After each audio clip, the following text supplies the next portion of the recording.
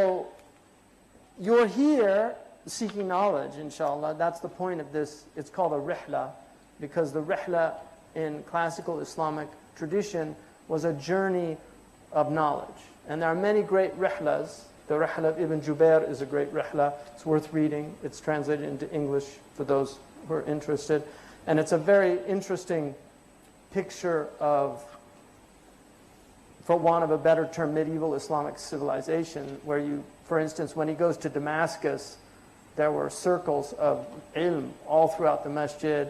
They did the Dalail Khairat, they did Khatam of Quran, they were studying all the traditional sciences. This was rife throughout the Muslim world. These mosques were filled with either dhikr or knowledge. And these are the two paths to God. The path of the ulama is not the path of the ubbad. Every alim is a abid by nature, because our tradition is ibadah. But the ibadah of the alim is study. And this is something that a lot of students of knowledge fail to understand within the tradition. And this is why within our tradition, these people that are opposed to tradition have been very successful, because they take the so-called traditionalists and they look at their activities and their practices, and very often they've lost study as a foundation of their tradition.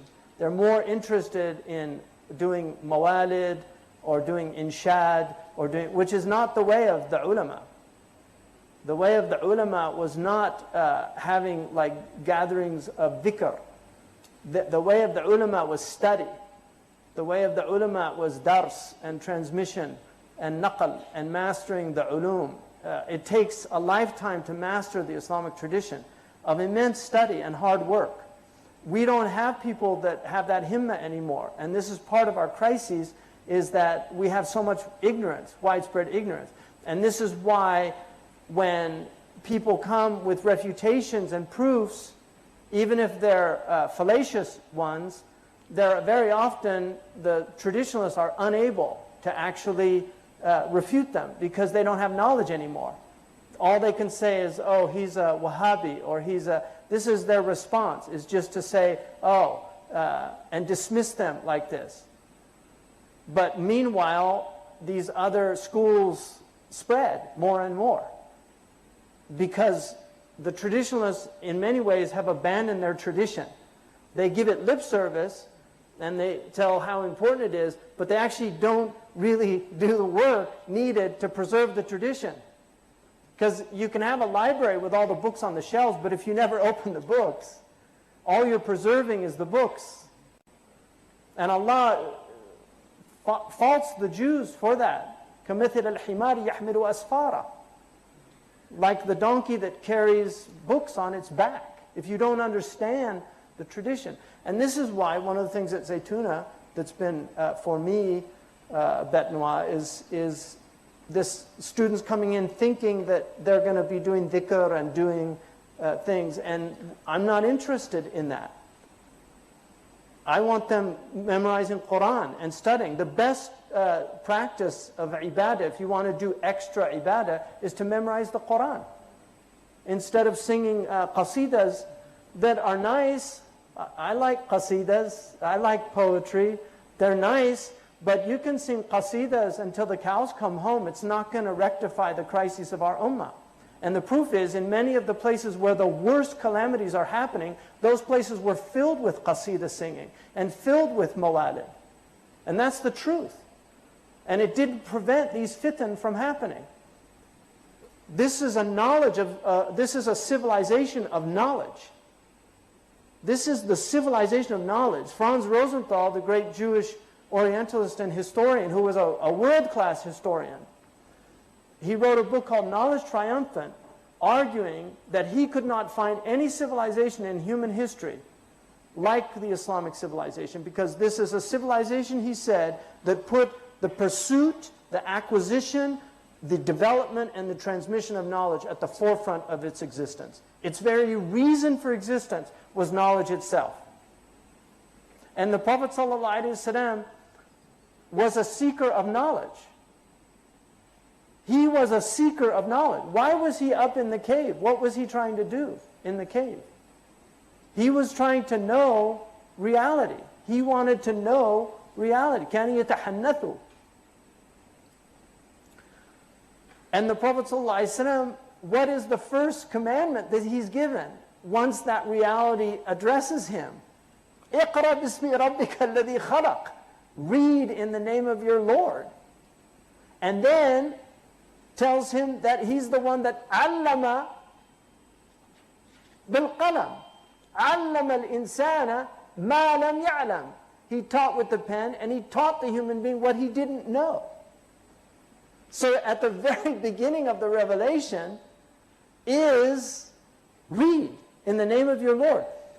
Read. Who taught with the pen? He taught with the pen, and he taught man what he didn't know. And this is why the path of knowledge was the central path of our tradition. But not everybody is cut out for this path. Everybody has to do some suluk on the path of knowledge, and this is called fardul ayn, which is really what this rihla is about. But from amongst those who, and this is where you discover whether or not this is really your path. Once you learn your fard ayn, during that time, if you tasted a love for that knowledge and a desire to learn more, then you're going to want to set out on that path of the pursuit of knowledge.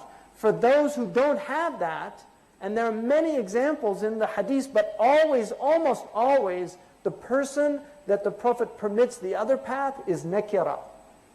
Look in the hadith, and you will notice that, like for instance, the hadith of bin Busar, who says that Ata an-nabiyya rajulun, a man, nakira, a man came to the Prophet, and he said, Ya Rasulullah, قد كثرت علينا شرائع الإسلام فباب أتشبث به جامع. Give me some door that's comprehensive that I can do. And the Prophet ﷺ said, لا يزال لسانك رطبا بذكر الله. So he's saying, look, I can't learn all this stuff. It's too much. Give me something that I can do that will enable me to get to my Lord. And the Prophet ﷺ said, let your tongue always be moist with the dhikr of Allah. So that is a path. It's the path of ibadah. But فَقِيهٌ وَاحِدٌ أَشَدُّ عَلَى الشَّيْطَانِ مِنْ أَلْفِ عَابِدٍ.